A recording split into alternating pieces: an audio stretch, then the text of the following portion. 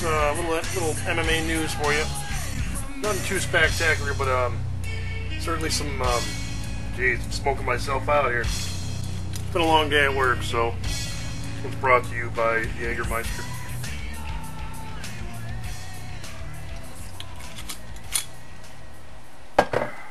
It's good stuff. Nothing set in stone as of right now, but Renan Barão, I think he's coming off a win off of what's his name? Damn it, I always forget his name. Uriah Faber. Coming off a win over Uriah Faber. I believe that was his last fight. He recently said it makes sense to fight Michael McDonald. I think that's a pretty good fight. Michael McDonald's good, but I think Renan Barão's got a little more. I think his stand-up's a lot better. The takedown defense is second to none. I mean, damn it. Renan Barão being new in UFC and being new to a lot of a lot of us U.S. fans. So it's definitely an interesting fight. You know what I mean? To be coming up here soon. Other headlines are Forrest Griffin with a knee injury. He's not going to be fighting Phil Davis. They have not yet, as far as I know, they have not yet announced another opponent for Phil Davis. 5 coming up here pretty soon. That pretty much sucks. You know, this year dwarfs 2009. 2009 was huge for injuries. Just seemed like every fight card there was tons of injuries. This year just dwarfs 2009 in terms of injuries, and I just think it's insane how many fighters are getting injured, and I just think that fighters are being pushed too much. There's two things that I'm kind of thinking about in the back of my head. Fighters are being pushed too much, you know, to train hard and be knockout specialists, you know, and stand-up specialists, you know. I understand that. I mean, this is MMA, not K1. Everybody wants a stand-up fight, you know. It's not what it's all about, you know. This is MMA, you know. If you pay close attention to the groundwork, you know, if there's an intense ground match going on, there's a lot of battling going on there that you might not be seeing, man. So, I mean, this is just to fans that might not be as familiar, you know, as a well-knowledge fan. You know, when you see guys going for leg locks and going for, you know, arm bars and, you know, triangle chokes, you know, there's a war of attrition going on there that you might not be seeing. You know, if you're looking for, you know, a kickboxing match, there's a lot of stuff you might not be seeing or noticing or whatever, you know what I mean? Look up, you know, armbar or, you know, and you might see a whole new different world to MMA than what you might see. Because, I mean, if all you're wanting is, you know, a straight stand-up war, you know, everybody likes a stand-up war, of course. I mean, it's cool to see somebody get banged out and whatever, you know, but I think there's a whole world you're missing. You know, you're missing the kick-ass wrestling match sometimes. Sometimes you're missing a good ground game. I mean, if all you want to see is punching and that, stick with boxing and stick with K1, you know. Leave MMA alone if all you want to see is stand-up. You know, just a thought, you know. I'm not telling you to not be a fan. I mean, fans are fans, you know. I mean, and that's what Dana's pushing for anyway. He's pushing for finishers. You know what I mean? So, it's just the way it is, I guess.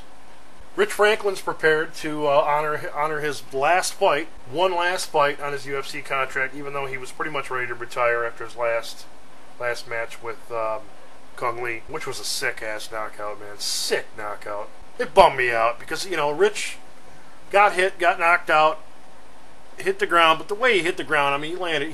He got hit in the head, and then he landed on his head. You know what I mean? It just, you know, shit like that, you see it, and it's just, it's brutal, you know what I mean? It's kind of part of what we look for, you know what I mean?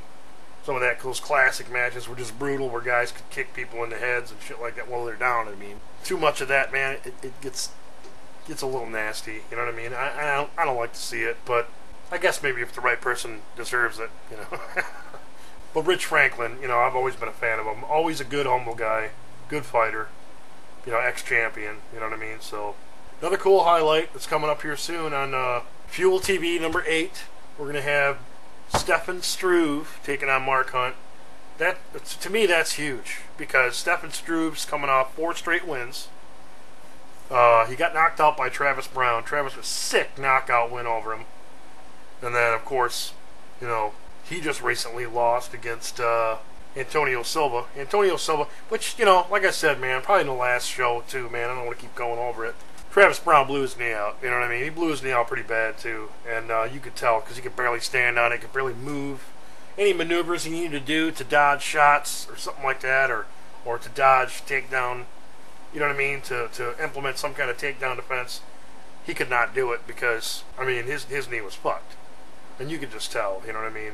If you watch that back, watch it a few more times, that fight, you could tell his knee was fucked up. Stephen Struve taking on Mark Hunt, that's a sick-ass match, and that's kind of like, to me, it's a, you know, sometimes you got two guys that beat, you know, equivalent guys, and that fork starts going up, and then those two guys go off into different fights. Well, you got two forks going up, and they're coming together. So, I mean, it's a big boom at the end of that fork, you know what I mean? Those forks have come off in different ways. They're coming into a new meeting of two different forks. And then this is going to break off into one fork, coming off, and it's just, this is a sick point right now here in the heavyweight division, UFC.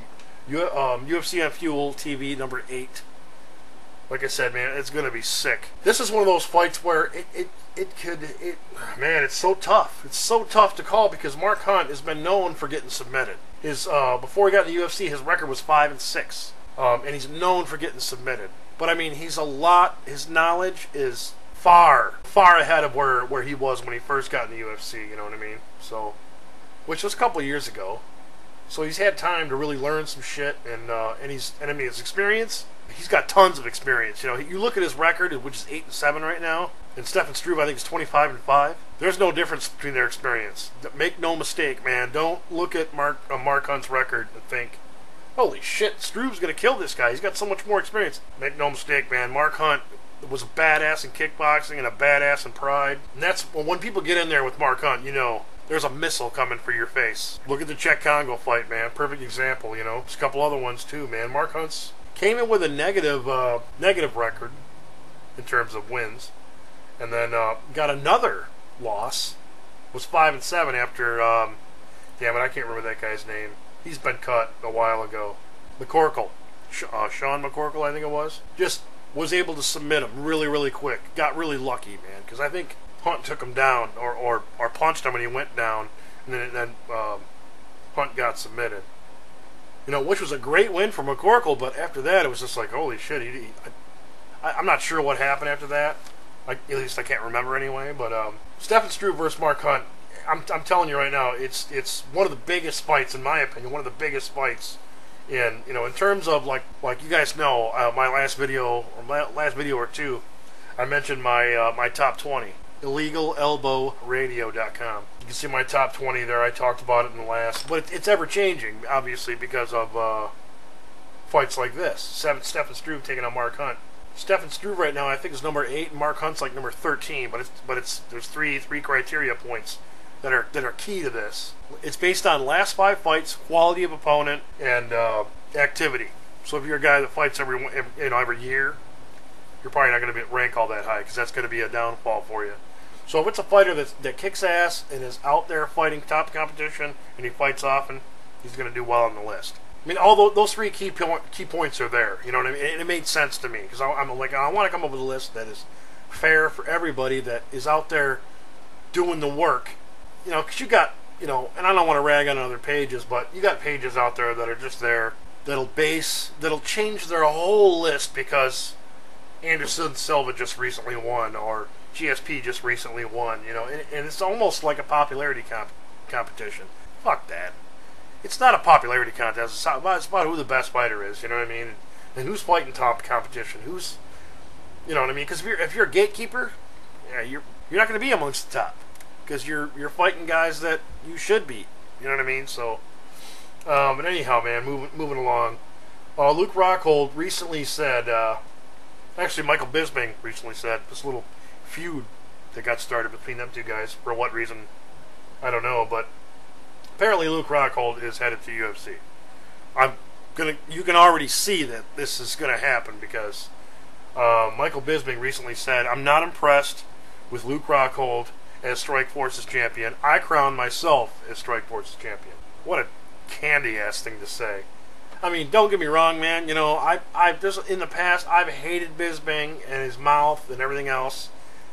I couldn't stand it. But I mean, you gotta, anybody who knows Bisping, you gotta know the guy's got a big mouth, and I mean he talks trash, and you know, Bisping, like I said, Bisping came out, said, you know, I'm not impressed with him. You know, I crowned myself as the Strikeforce champion.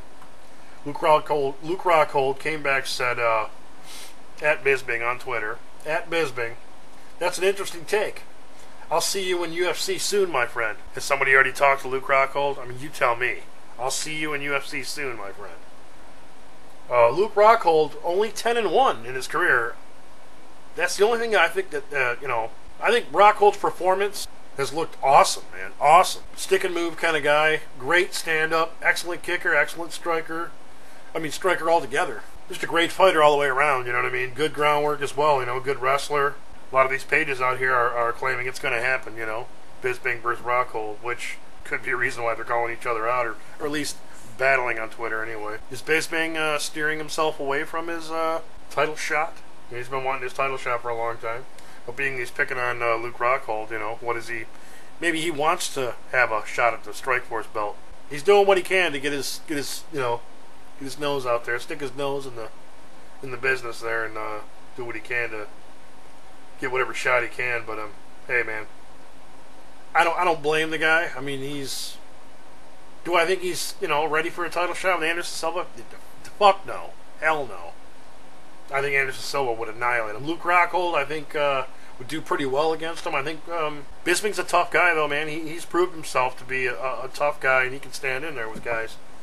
Luke Rockhold's not known for a huge bomb, so it could be a tough night for Luke Rockhold, man. I'm going to go ahead and say it.